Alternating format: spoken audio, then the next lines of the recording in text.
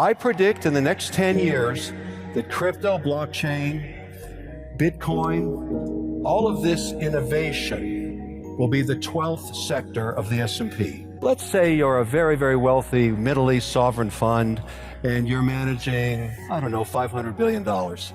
And you don't need any more oil as an investment because you've already got that in the ground. So you go to an indexer like me and say, look, give me the S&P, less energy, less airlines. And that's what indexers do. So we as an industry get to see fund flows 24/7 every day.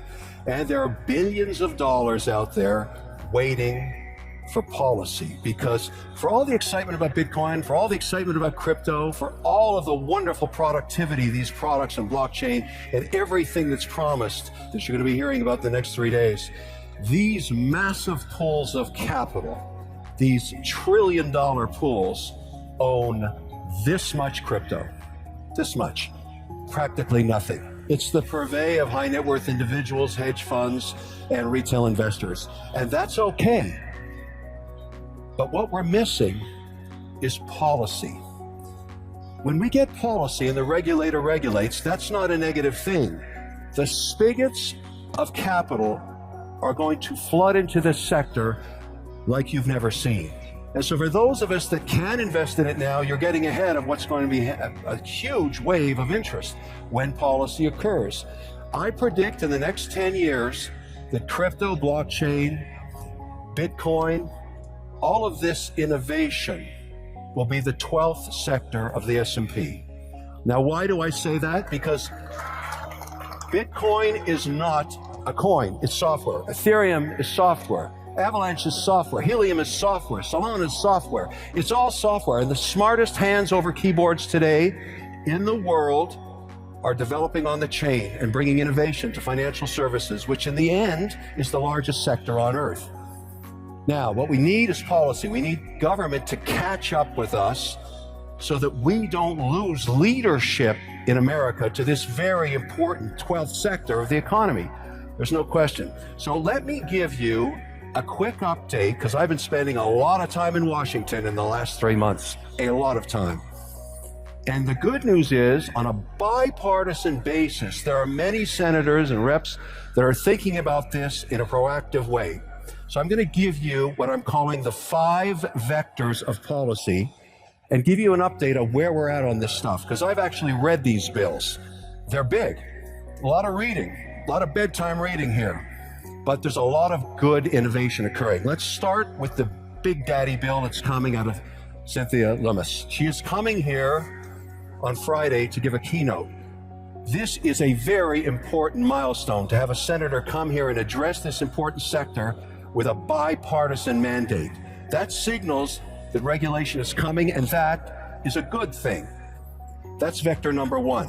Vector number 2, the president himself, in his direct order, his executive order, talked about crypto as something that he wouldn't make illegal. That was the most important message in there.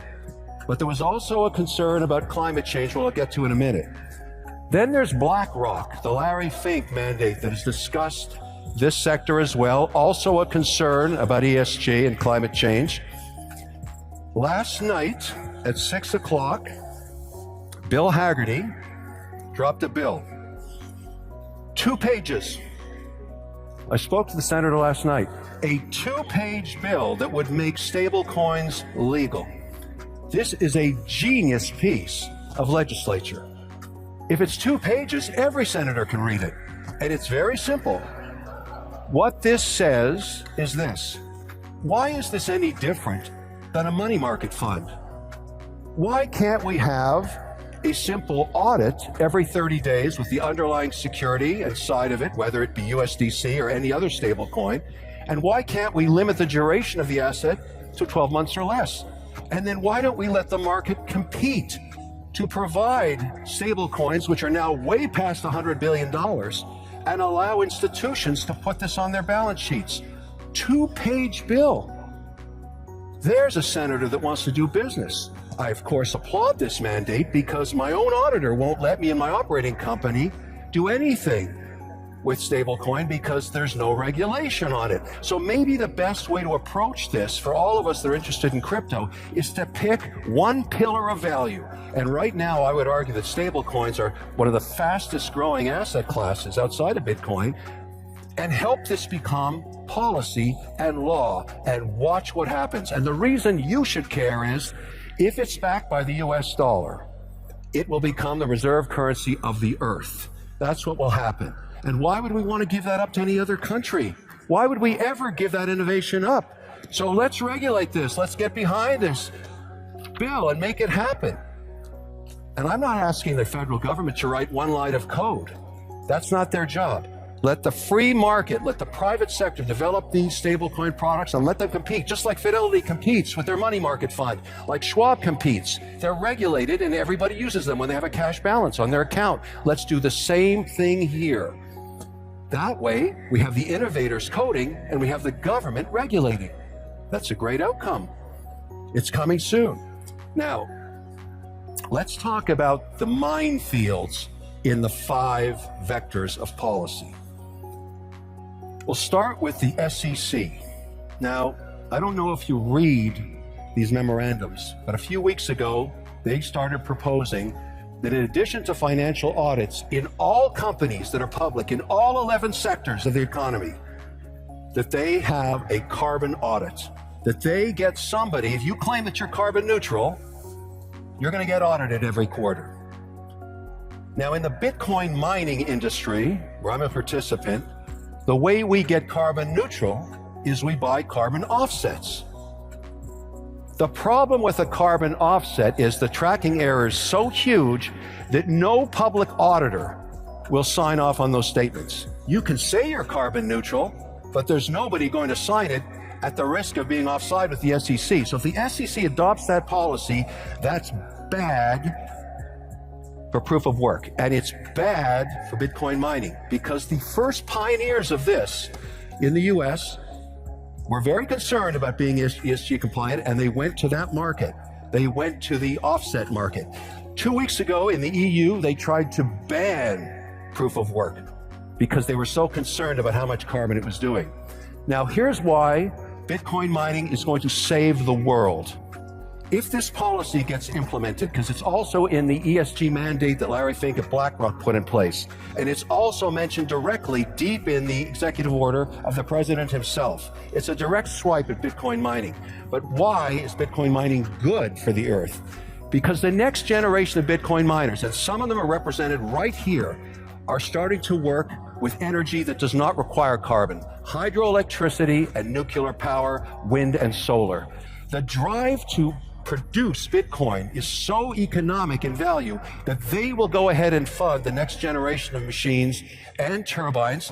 90% of dams built in America in the last 100 years contemplated hydroelectricity, but never installed the turbines. I'll install the turbines. Why? Because it's great economics if I can use that and not be hassled by a carbon audit. This is the future of Bitcoin mining. We will be developing power for all communities while we mine coin in an ethical and 100% green mandate that we can do with hydroelectricity.